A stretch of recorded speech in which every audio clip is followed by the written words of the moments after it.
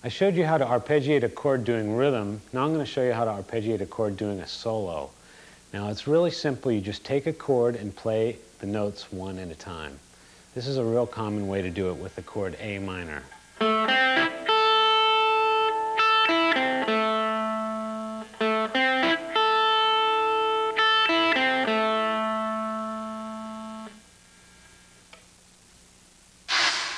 Something that you have to do when you're playing a solo or a melody, or sometimes even on rhythm, is something that's called hammering on. Now, hammering on is like this. You need two fingers to do it.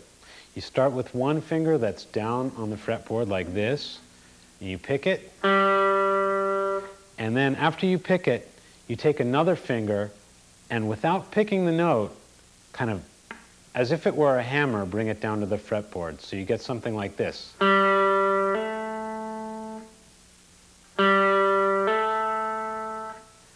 You can see the advantage of this is I only pick once and I get two notes.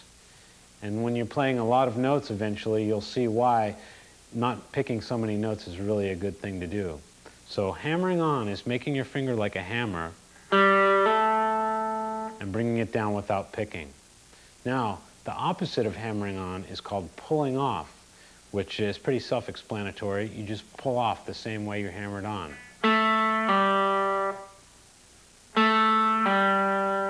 You start with your third finger down and you pull off, only picking once. Okay, a lot of people try to pull off straight up or towards them. The trick is to pull off away from you. Almost as if this finger is a pick and you're going. Pretend this finger's a pick and you're using it to pull away from the string. That's the best way to think about that. So hammering on and pulling off, I'll give you a couple exercises for that. Then maybe move over to the next string.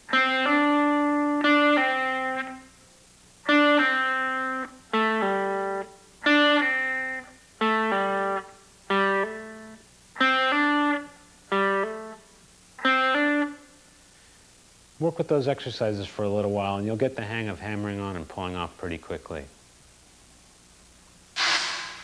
Basic lead playing is basically just connecting a lot of lead patterns. And what a pattern is a bunch of notes that repeat in some kind of order. So let's take a few of these patterns and I'll show you how to practice them so you can get them smoothly and gradually get cleaner and cleaner and better. So the first one uses that pulling off technique I was talking to you about. We're going to start with our fingers in this position here and we're going to pull off on the second string. And then on the third string, pick this.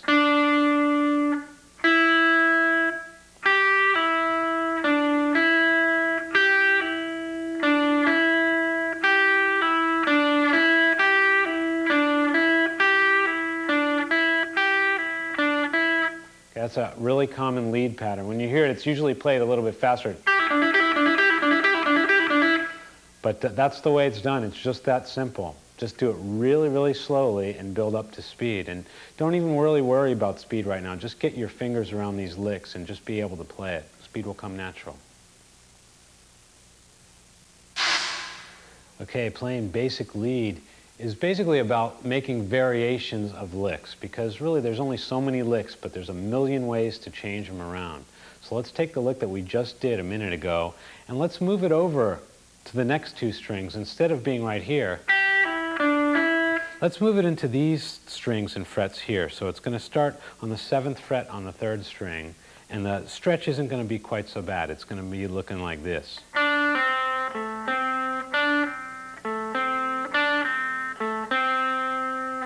So if you get it repeating, it's going to sound like this.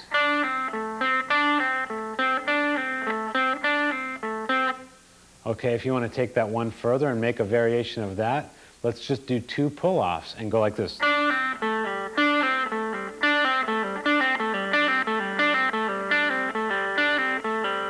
If you want to take that variation one step further, we can alternate these things that we just learned. So we go like this.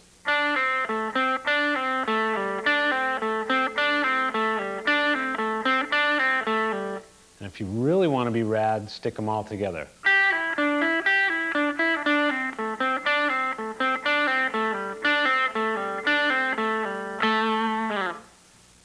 That's what variations is all about. An expressive voice that the lead guitar player has is done by bending a string. Now this kind of gives your guitar kind of almost a crying sound, and you hear it all the time, and it really makes a solo stand out or a melody stand out, and it's very cool.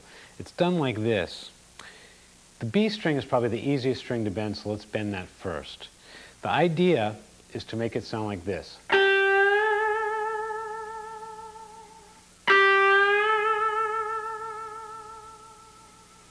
Okay, you're starting from this note, and you want to make the pitch go all the way up to this note.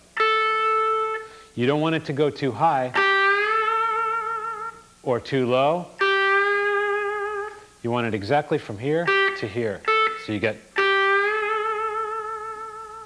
Now you're noticing also that my first and second finger are also down on the string, giving it support. You'll find it's much easier to bend like this than just with your third finger. Even I can barely do that. It's very unnatural. So keep these down. Don't hold them down too tight. Just leave them there to support the string. And that's the idea. Once you get to the pitch you want, shake the string a little bit.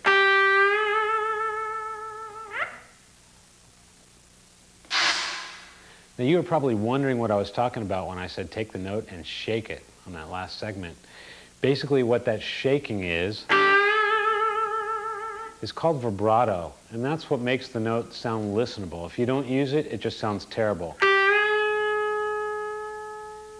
It just doesn't sound good. You got to give it like a human element, kind of a voice, kind of a vibration.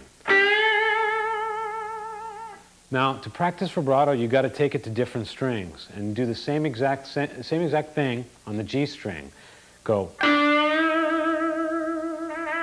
going from this note to this. So you get, when you reach the note that you want, shake it. Keeping your first and second finger down for support. Now, you don't have to be bending a string to get vibrato. Sometimes you can just play a note and vibrate it that way. So do it like this as well. See how my finger goes back and forth? It goes back this way just about as much as it goes forth this way. It doesn't go all the way down here like that or all the way up here.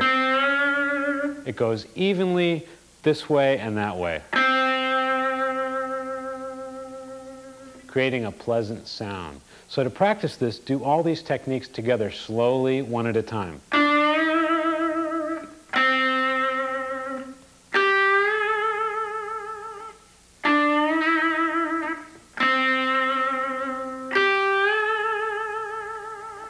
Any note that you play, you can put vibrato on like this.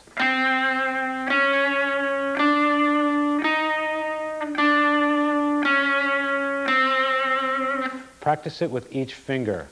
And don't worry if it doesn't sound so great at the beginning. It takes a little bit of time, but it's something that you definitely have to have. And it also gives each person their own originality too. So really listen closely when you do it. Okay, another common thing to do as a lead guitar player is what's called a trill. And a trill is basically a succession of pull-offs. And if you look at it slowly, it looks like this.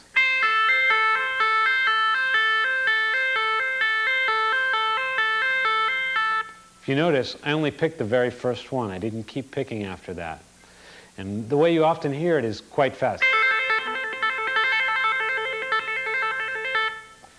And if you do it slowly and work your way up, you can get speed like that. But something to do with trills is there's an easier way to do a trill, and it's only with one finger. Say like on the G string, just take your first finger, and on the second fret, just pull it off and keep pulling off.